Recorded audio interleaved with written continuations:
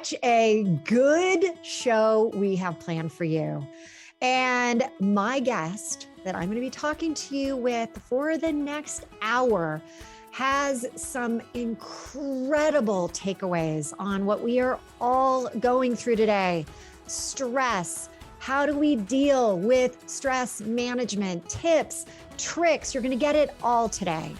And I got to tell you, so good, because I have gotten to know Dr. Brian Alman, who is here with me today. I've gotten to know him fairly well over the last only couple months, but we've had all of these great calls, all of these great connections, and we've been doing them on Zoom, so I get to see him, and he's walking in the garden. He's down in Southern California, and which is, by the way, where we all know I grew up. And here's the thing, Dr. Brian Alman has not only been on predominantly every single show you have ever heard. Doctors, he's been on CNN, he's been on Fox, he's been on Good Morning America, Today Show, you name it, you name it. He's written multiple books that are all like off the charts.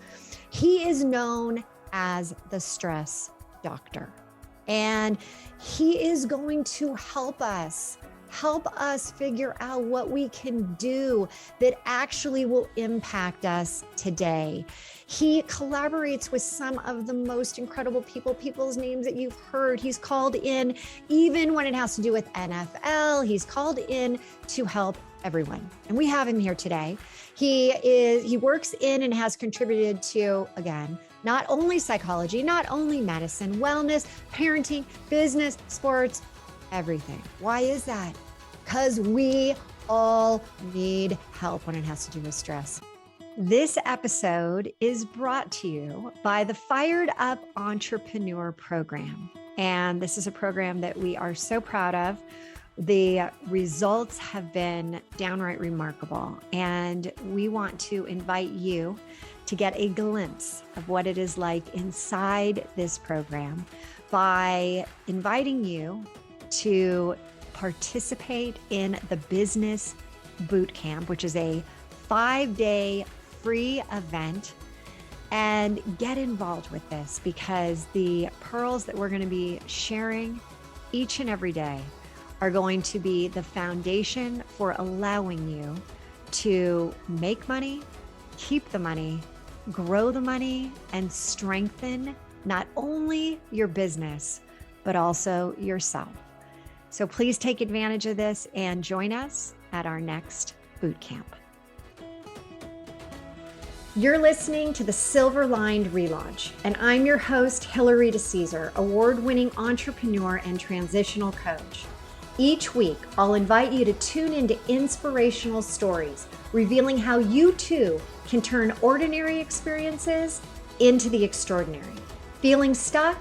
I'll share step-by-step strategies to fuel your ability to experience a life where silver linings are both abundant and possible. All right, Dr. Brian, welcome to the ReLaunch. Yes, I'm really happy to be here too. As you said, we've been getting along great. We've been collaborating, we've been imagining, we've been manifesting, and here we are. And I'm sure that those people that are listening, they're like, wait. I'm not seeing him potentially. You got to go over to YouTube. You can check us out there, but you know the voice. You have such a distinct voice. It is so awesome. I love it. So again, welcome. And we're going to start with something that is so impactful right now. And that is, I often say we're going through a global relaunch in so many different ways. There's so many factors, whether it's the pandemic. And now we also have with the Ukraine, it's something that you are so passionate about. Both of us are, and that's actually how we first met. We were on, a summit together, but help us understand the impact of global stress and what you're doing right now to help the efforts around it. Well, global stress, like all stress, we all experience in our own unique way. And it comes in because we are human beings We have minds, bodies, hearts, and souls. So we are all impacted. Then everything changes. Each individual deals with their stress, their traumas differently, whether they compartmentalize, deny, hold in, shut down, communicate, become proactive. So there are so many possibilities. Let's just say that with the 88 billion neurons in the mind, most powerful pharmacy in the world in between your ears, we're all capable of dealing with stress and trauma differently. That's not even to mention how different we are emotionally. Our inner committee members are hopeless, hopeful, angry, sad, traumatized, lonely, isolated, angry, all those feelings. How many? Usually there's a whole bunch. There's so much going on. Let's not even talk about the 37 trillion cells in the body. So it's pretty hard to manage our experiences when there's a global stress like the pandemic, certainly like the war in Ukraine. It's very challenging for all of us, and we deal with it in our own ways. And you and I met on the summit. So one of our coping skills is to be responsive. How can we respond? How can we raise $1 million at the summit? I'm having another event, live music, people, custom jewelry, wonderful human beings coming to donate, to raise money. So everything we can do to rebuild Ukraine as soon as it's rebuildable. I mean, right now it's just coping with the trauma. The rebuilding is going to pay, the relaunching of Ukraine, we're talking years. You can see by the buildings and the schools and the people, it'll be years. So let me ask you, and you talk about the 88 billion neurons in the mind, the 37 trillion cells that we have in our body. And we have, we listen to the news, we listen to the media, and they are there to bring us like kind of that, what's happening in the negative state, right? That's what the media always wants us to do. Why is that? Why do we have such like a need to hear the bad things that are going on, and that keeps our attention? Well, we all have a very strong fear center, that fight or flight, that survival, that, oh no, whether it's in our families growing up or it's in the war of Ukraine or the pandemic, that fear center in us is so central because it actually is connected to the life center of, are we safe? Are we going to survive? What do we need to do? So the news and media and even reading, whether you're online or TV or streaming, it wants to evoke a response. And the easiest access is fear. And the more afraid we feel, the more engaged we are, and we can't even shut it off, or we shut it off, we turn it back on, we shut it off, we turn it back on, we click it off, we click it back on. So there is a sort of almost an addictive experience once we start being afraid, because we have to make sure we're going to survive. Oh, is it worse than I thought? Is it coming to America? Is it coming to Canada? Is it all over Western Europe now? What happened today? What happened last minute? So there's so much fear and so much survival.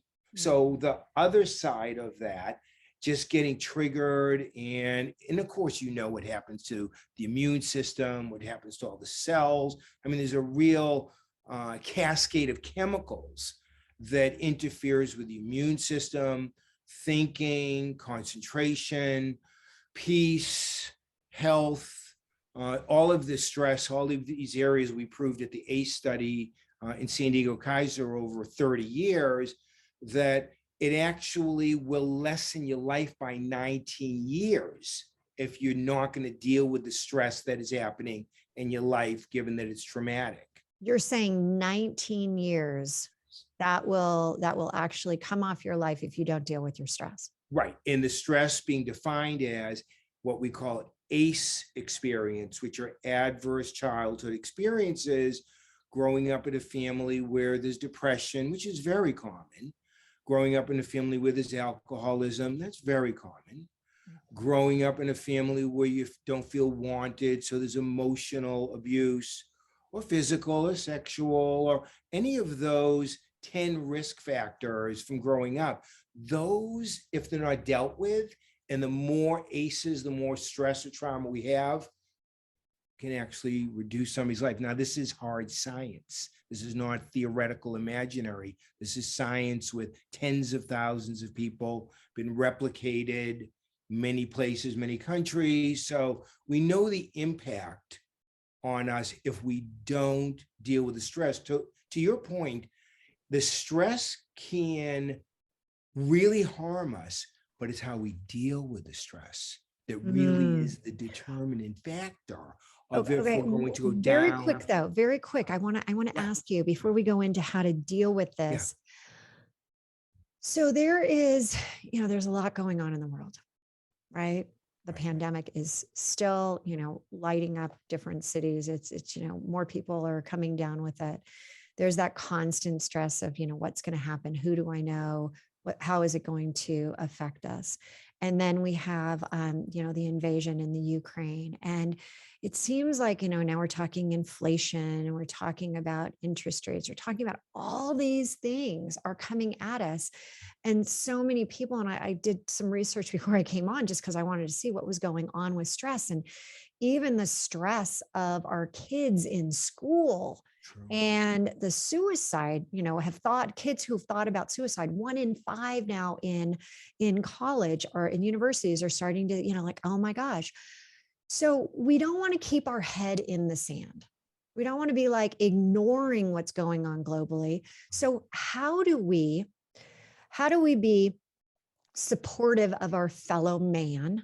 Right. And not get caught up in the, oh my gosh, the cyclone that keeps us in that state of stress. Right. That's exactly right. So just to support what you're saying, Hilary, people are reporting being more stressed now than ever before in their lives. So this is now defined as the most stressful time that anybody that's alive now collectively has ever lived through, right here, right now, as we are at this date, this time. In history, are you saying? Are you saying in history, this is the most stressful that us, anytime any of us have been alive, okay, this is the most. Now, I've had experiences with people who've been through Nazi Germany in concentration camps, Nazis, children, grandchildren of both of groups of those people. So they've been through things as bad or worse. Right. But most of us, this is the most stressful time that we've ever been through. So I want to be respectful of people who've been through horrific, catastrophic times. Or as you said, when we were talking earlier, you mentioned that, everyone's trauma, everyone's, the situations you go through, they're relative to you.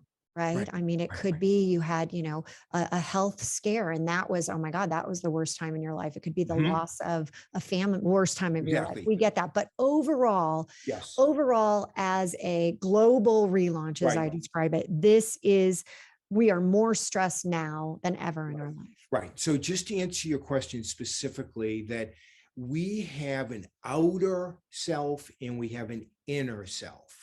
We have outer stress, like what's happening in Ukraine, because here we are, and we have inner stress, what's happening with us financially, health, whatever we're going through. So there's two of all of us dealing with stress in the sense that we have outer stress and we have an outer self, the one that says fine in you, we have an outer self, and we have an inner self that's dealing with our internal stress of what's really troubling us that we don't tell anybody, because we all know that people have a public life, a private life, and a secret life. And they don't really share the secret life.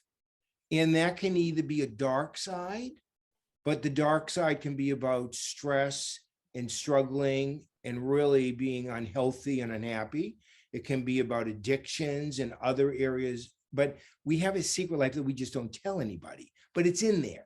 So we have an inner self and an outer self. So we have to deal with the stress on the outside. How are we going to deal with the pandemic in Ukraine and, inflation and the economy and interest rates and all that? how are we going to deal with our inner stress, our emotions, our thoughts, our Mm. physical manifestations, our signals? So there's really two areas of stress that have to be attended to Let's as we're talk getting about better. that outer first, because Okay.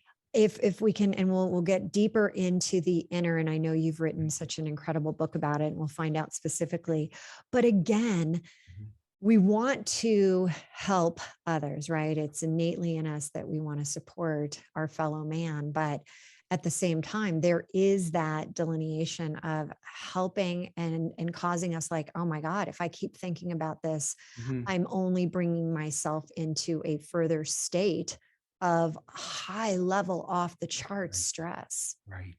So it's interesting because what you're getting to is if I shut off the TV or I turn off my phone or I don't read the paper or I don't go online and I only do it, let's say, for an hour a day and I start to manage it. Here's the thing about that, though.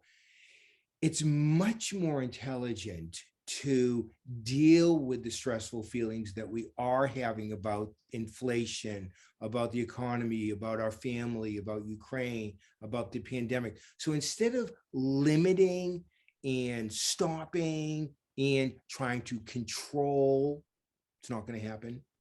Mhm. It's That is much so better true. to We want to go, control. And it's no, like these things, no, these outer things, as you say, right, they're right. out of our control. So when things are out of our control, outer things, as the example, we still have to deal with those. Everybody was raised with this gentleman's agreement. Nice people don't talk about difficult things. So you just hold Right. it and don't talk about it. Well, that causes all kinds of medical problems. That's 4 out of 5 visits to the medical doctor is stress related. CDC, NIH, we know that. Harvard Medical. So we know why people are going to the doctor. They're going for anxiety, stress, very similar terms. And most of the doctors are looking for a diagnosis to write a prescription, but it's actually the person's story and their anxiety why they're there. But dealing with the outer stress, basically we have to deal with it. We can't not deal with it. We can't control it, fix it, stop it. Actually, the more you push things down, the stronger they get till they take revenge. So we want to deal with those things. We want to have a show like this where people can listen and connect and write in and chat and follow up and be part of a dialogue so that they can deal with it and communicate. You have friends that you can't talk about difficult things or family. You want to do that. If you're a journaler, it really helps. There's all kinds of techniques. Thing is, even like meditation, which I've written books about, and mindfulness, which I've written books about, all of the techniques for dealing with things are really helpful. But really, the takeaway is, let's just use meditation as an example. And I've taught in India, taught meditators how to go deeper into meditation. So I love meditation.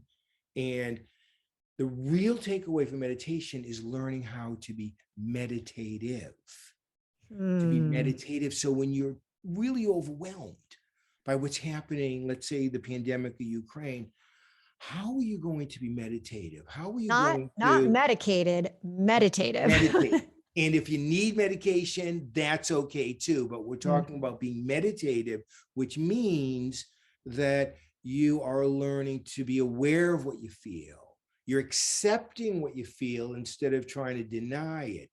You are expressing, letting go, communicating, dialoguing to get out.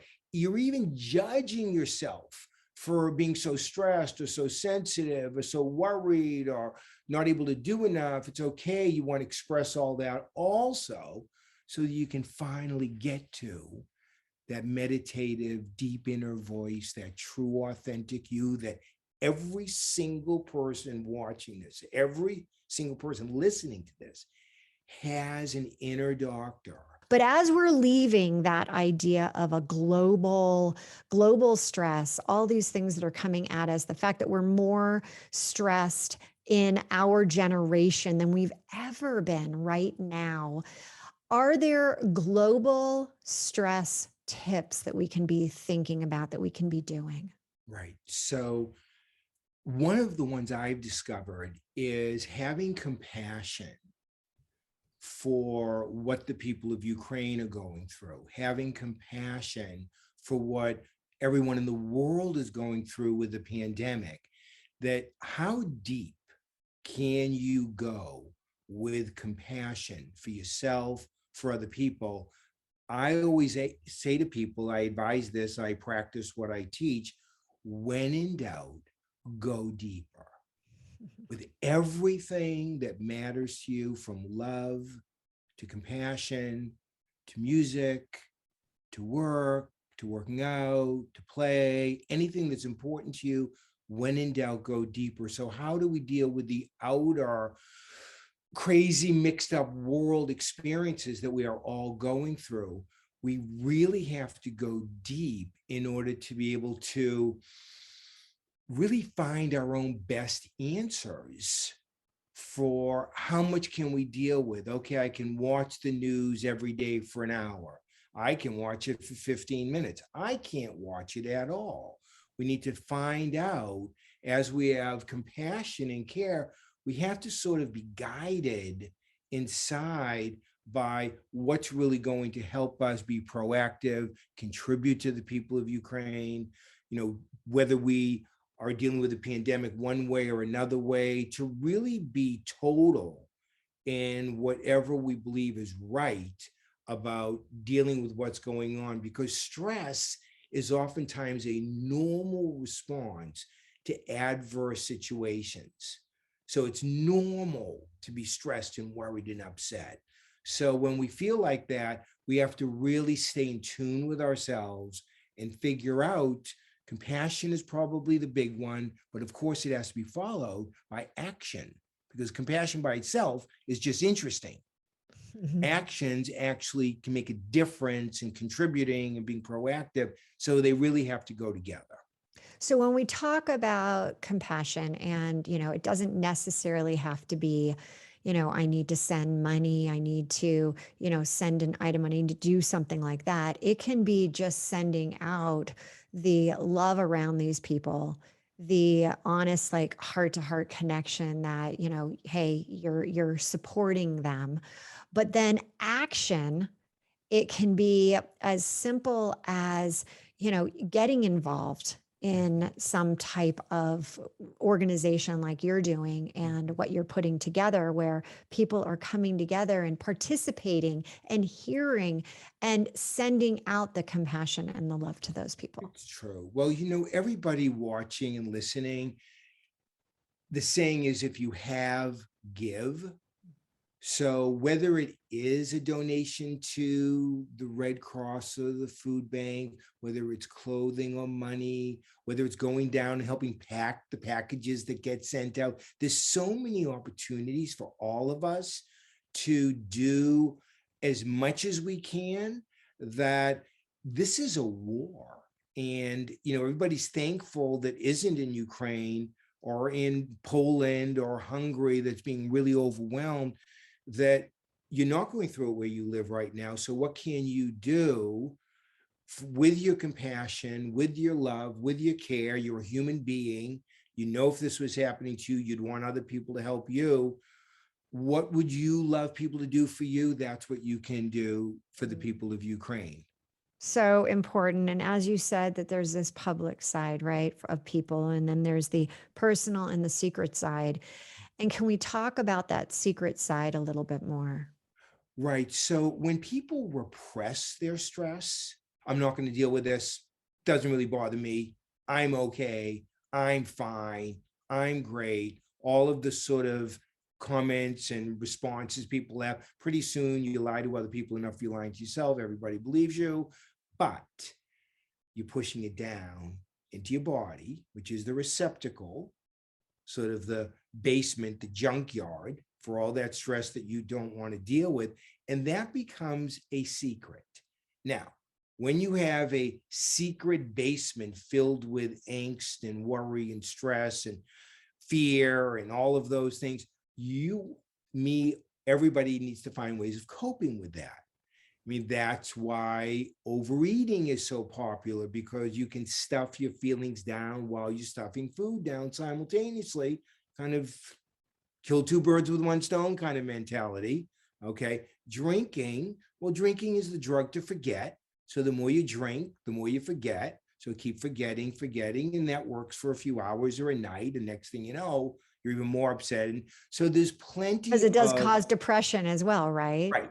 There's The so back many end. drugs, whether it's prescription or recreational or illegal, or you can buy at the supermarket, or you can get at the 7-Eleven. There's so many drugs that people find to keep their secret life a secret, that people oftentimes do it for a lifetime.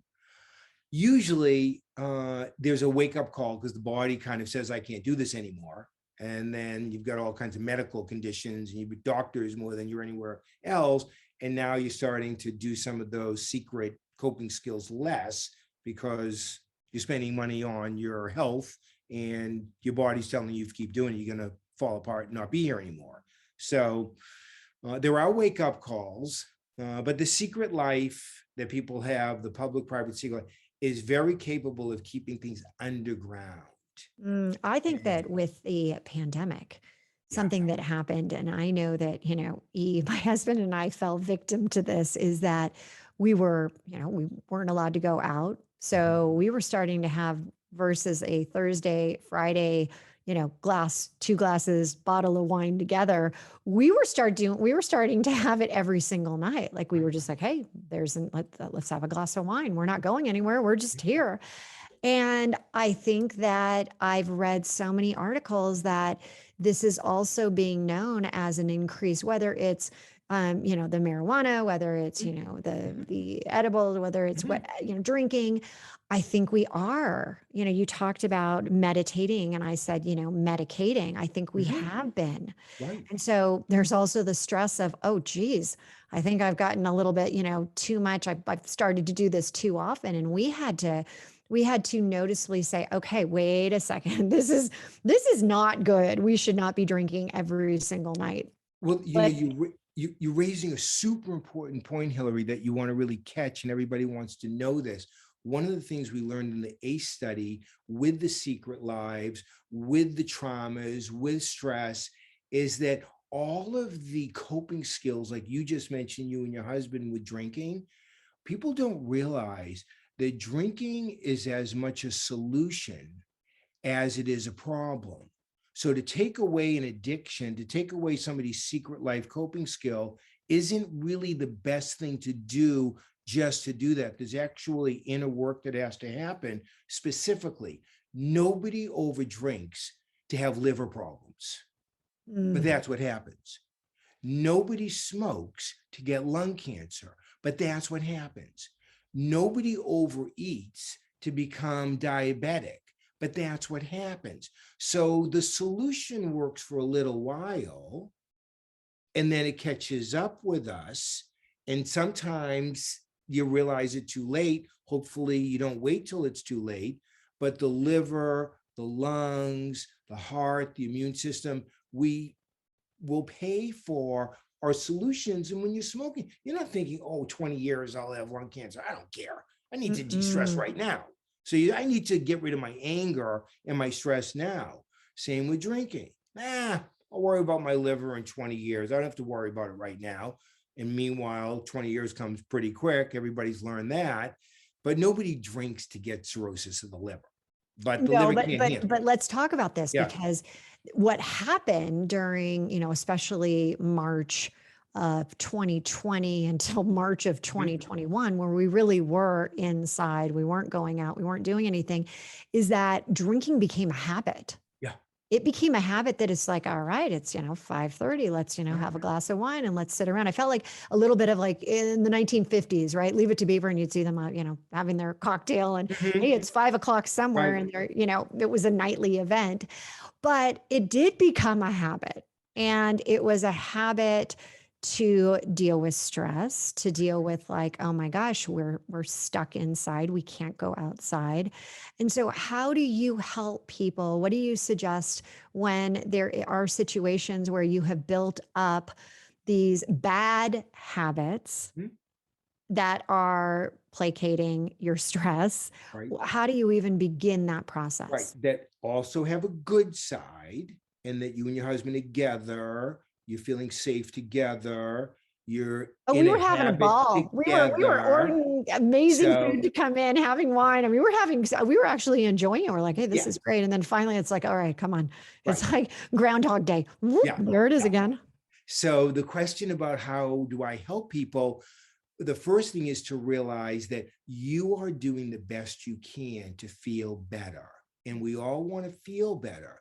And you're using drinking as a way to feel better. And that makes a lot of sense. So let's just understand that. So you're not doing anything bad. I wouldn't even call it a bad habit. You're not being a bad person. You're doing what you can to manage your stress, and hopefully it'll be over and you'll get through it. And now that we realize that, let's also look at what might be a problem now and in the future. So let's really look at that, and let's look at why you're so stressed and you're drinking every night and it's becoming a habit. Let's sort of get a better understanding. Oh, it's the pandemic. Oh, it's the isolation. Oh, it's trying to stay close when you're both panicking inside and don't want to say anything. Oh, so let's understand all that. Let's look at the solution side of it. Let's look at the problem side of it. And let's have some strategies together, which are really great for dealing with the emotional issues, the psychological issues, the physical issues, the habit issues, the stress issues. There's thousands of techniques that help immediately and long term. And this deep inner work that oftentimes has to happen also. But it's impossible that every single person listening or watching won't find a technique or techniques that help them now and continue to help them make progress. Not an overnight on-off switch where they go from drinking all the time to not drinking. We're not looking for it's more of like a rheostat, like a dimmer. You just want to make progress till you're really in great shape and doing fine and really being alive and present and healthy and feel good. And your relationship with your husband, of course, will be better than ever. Well, and you make a really good point there, that what were we really doing? We were taking pause. We were sitting down. We were talking to each other. And the way we broke the habit, and thank you for saying I'm not a bad person for having this. And I'm sure there's many people out there that are raising their hand like, 100% true. whoop, that's me, that's me. Mhm. But I think that what we realized was, all right, let's just still sit down, let's talk. Wow. And we did. We had that communication. We were able to say, this is what's going on. This is what happened today. And it did. It brought us back. And in communicating as a woman, it actually decreased my stress. Right. And my husband, he just sat there and he listened. And then I would ask him, I'd say, well, how are you doing? And because he wasn't able to go and, be at the office and get the testosterone, it's like we had to try to figure out how can he reduce his own cortisol that was building up from the stress of everything that he was feeling. And so we ended up doing something different, and we decided that we were going to start to go for a walk during that time. We're like, okay, we're looking at each other. We're like, all right, Yeah. we're not going to have a glass of wine. Let's go for a walk. And Mhm. it helped break the cycle, and it was great. And we still got the benefits, like you said. Now, one thing that I wanted to say as I'm like throwing things around, and I'm so excited about the next. I love what you're saying, though. I love it. The next conversation that we're going to be diving into is you have a book, Less Stress Now. You have written 6 steps to freedom for stress. You've written about your inner voice, listen inside your truth will set you free, which we all are like, set me free, set me free. I would like to move into that point of letting people know how can we now, less stress now, make this part of our daily lives. Mm. And as we go into this, I want to ask you, when you think about the people you work with and the people you touch, there are so many. Have you noticed one area, one group, men, women? Is there one group that's more stressed right now than the other? Well, for sure, I would have to go to the individual person, because a lot of times we learn how to deal with stress in our families. And like trees, we still have all the rings of the tree. We still have our 1-year-old self, 5-year-old self, 15-year-old self inside of us. So a lot of our coping skills came from our family. So whether you're male or female or non-binary or transgender, whoever you are, your family experience is really the root of how you're going to deal with your stress. So that could be any gender, and you could be in a family with all girls and one boy, all boys and one girl. It's really not the boy girl, it's the age you were when your parents were drinking, or your mother was depressed, or your father left, or they got a divorce. So it's so individual. What you're getting to, though, is that men tend to deal with their stress, generally speaking, very differently than women deal with their stress, generally speaking, with respect to the individual differences, because that's Ooh. ultimately And we're going to talk about these roots, these stress roots, and how, Dr. Brian, tell us, how do men deal with it differently than women? well, men tend to internalize and hold things into their body, sort of the John Wayne technique, where That was one of my dad's favorite. Anything John Wayne we had to watch. Yeah, exactly. So tough on the outside, composure, you know, don't let anybody see you sweat, kind of hold it all in. And who knows if there's a volcano inside erupting, but that's sort of the male stereotype. And it's really common, is that everything looks fine, at work, golfing, walking, at the store, at the restaurant, on vacation.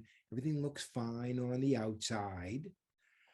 Now, their private life, so that's their public life, their private life usually is a bit messier, but nobody's really talking about that, he insists. Certainly don't air your dirty laundry. And then the secret life, well, not even the partner knows that usually. That's the guy's own secret life. We know those possibilities. Everybody does. Just go on the internet and you'll see where the guys are dealing with their secret life. That's not uncommon. It's not just the, media stories that come out. It's very popular.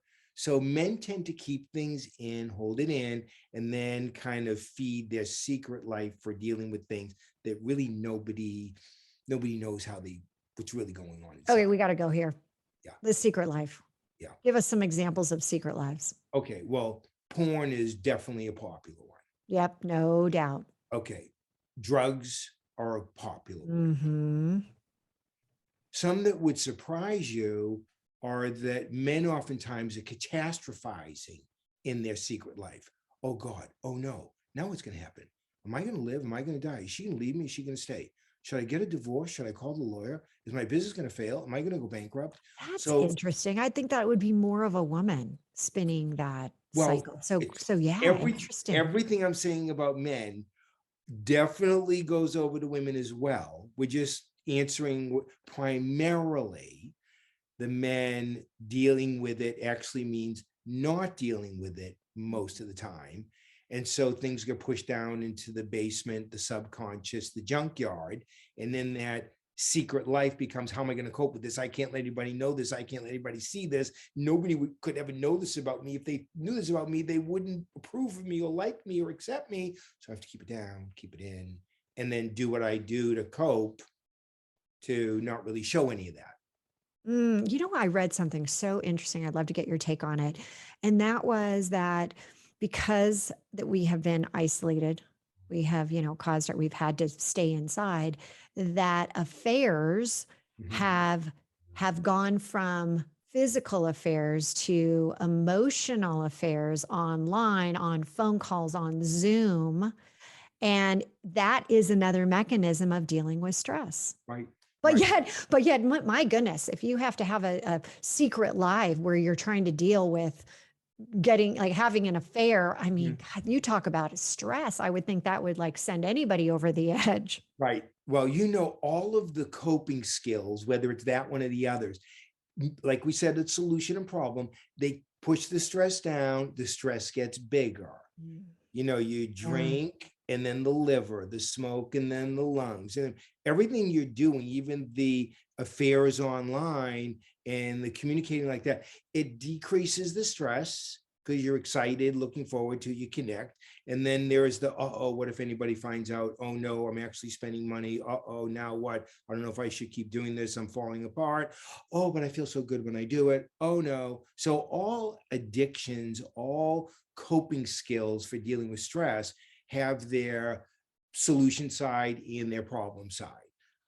Ultimately, if you don't get to the root cause of what it's all about, that can continue for a very long time. Oh, I see that, because I refer to it as the relaunch roller coaster, where you got the highs and you got the lows and you got the highs, and you're almost like you're on such a unsteady surface. And so when you start to notice, and as you wrote in your book, Less Stress Now, as you start to notice you're on that relaunch roller coaster and you're kind of like, oh my gosh, you're going like high stress and then you're trying to satiate it with something. What do you recommend in order to get off that roller coaster? What's that first step that you say, hey, less stress now, first step to being able to do that? What can you do? Okay.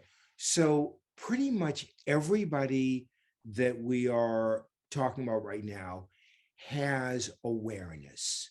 So they have the awareness. I know what I'm doing. I am on that relaunch roller coaster. I am going up and down. I am going back and forth. I'm going from stress to releasing stress to more stress. So people have awareness. So the point here, Hilary, is that awareness is not enough. Simply stated, pretty much every obese person on the planet knows about protein and calories and carbs and fat content. They're like nutritionists. It's not a lack of information. Awareness is here. Okay. We need to bridge awareness with acceptance of ourselves, of what we're doing. This is tough for people. Some people, the best they can do is accept that they can't accept themselves.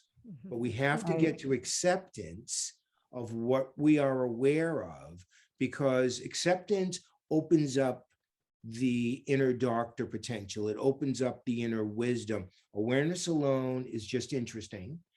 And it's actually unconditional acceptance, but let's just go with acceptance of what we're doing, what it's all about, kind of understanding compassion, like we spoke about before.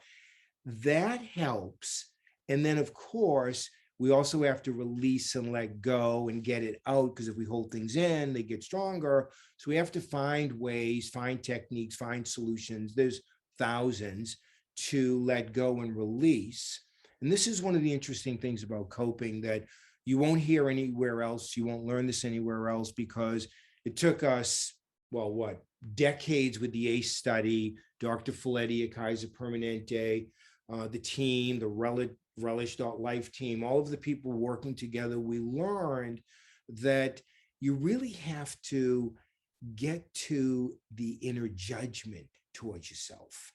So people all think with stress, I need to stop being negative. I need to stop being judgmental. I need to stop criticizing myself. I need to stop being so, adversarial with myself. Well, that's impossible, because you make mistakes. You've already proved yourself to be untrustworthy. You're mad at yourself. You've disappointed yourself. You have to do the opposite. You have to actually express, be aware, accepting, and let go, and really communicate, really give it a voice. Your inner judge, your inner critic, the part that probably all stress programs and all approaches are trying to get rid of, has a lifetime membership. You couldn't get rid of it with a lobotomy. So that inner That is so judge, true. inner critic is in us towards ourselves, towards other people. So instead of trying to stop it, control it, fix it, get rid of it, because I can tell you right now, it's never worked for anybody on the planet. So you can save yourself decades and money and time and energy. Do the opposite. You're actually going to have to learn to be accepting, aware, and expressive, not just of your feelings, but also your judgments, your criticisms, your negativity, that you're never good enough. You're never going to be good enough, that you're not satisfied. You're not doing enough. We all have that. So that's actually stressful to try to repress it and push it down, get it into the basement, get it into our body. And I'm suggesting from 30 years of research and training and 12 books and teaching all over the world, do the opposite. Find ways to, if you can't make friends with it yet, I understand, because you think of it as the enemy, but it is part of you, probably trained by a parent or by society. But that inner judge, that inner critic really needs to be expressed. And as you grow, as you make progress, you'll actually learn to be friends with it and give it certain jobs. Like instead of running your life, it can remind you to keep the budget or stop at red lights or be on time. Give it jobs. Just don't let it run your whole life. But that's work. That's I love what you said in terms of first have that awareness. And then, you're aware. You're aware, hey, I'm stressed. I'm feeling like I'm running, on high, like we're revving the engine really high. Then you have that acceptance. All right, I'm revving the engine high. But then what you're saying is lean into and be able to express that piece of it in a non-judgmental, like express like, okay, I'm doing this, but I'm starting to understand. Yeah, I'm not. What like, I'm saying keep going there. I see the finger up. I'm like, wait. You're right there. You're right at the same place that most people just kind of miss one teeny point, which is, yes, express the feelings, yes, express the stress. Then when you get to the judgment, do not try to be non-judgmental. You will have a 0 success rate. You are going to be judgmental towards yourself and other people. It's inevitable. It's a part of all of us. Do the opposite. Learn to express it, release it, give it a voice, make an ordeal about it, give it 5 minutes. It'll be emptied out. Hold it in, it'll last 5 decades. Get it out. You might get through it in minutes or hours, weeks or months, whatever it takes, but you will empty out and you will end up utilizing it as a bridge to your inner wisdom, not a wall, but a bridge. You try to get rid of it, it's going to get stronger. You want to deal with it, you'll get healthy. So important. So this is, again, giving yourself that no judgment zone. No judgment. After you judge. After you judge. Yeah. But then you're like, all right, hey, I'm moving on. Exactly. Excellent. You can't jump across a 30-foot river. You can't jump into non-judgment. You have to go across by being judgmental. I love this. Real to get to the non-judgment. Well, as we now unfortunately have to wrap this up. Yes. Dr. Bryant, how do people find you? How can they stay connected to you? Okay. So I have a website, TrueSage, TrueSage.com. The real message there is everybody is their own true sage, inner doctor, inner wise woman, inner wise man. And so all of the techniques at TrueSage.com are facilitating people getting to their inner wisdom. Of course, I'm on social media. It's at Dr. Alman. And we will make sure to have everything, all links. You'll find me. Thank you again, Dr. Brian. We were so excited to have you. So much wisdom here. And next week, make sure you come back. I am going to be bringing you some, you're going to laugh, you're going to cry. It's better than cats. Just come back. We're going to have an amazing time next week. So again, Dr. Brian Alman, thank you for being on the show today. Thank you, Hilary. I love being with you. Thank you so much for tuning in to another episode of the Silver Aligned ReLaunch. If I said something today that resonated with you, will you please head over to iTunes right now and leave us a 5-star review and share this episode with others and help them find the silver linings as well. And don't forget, you can have immediate access to the show notes, any giveaways, and the links to those amazing beauty products at therelaunchco.com/podcast. Until next time, there's always a silver lining, and now is the time to hit the reset button to relaunch those transitions into transformations.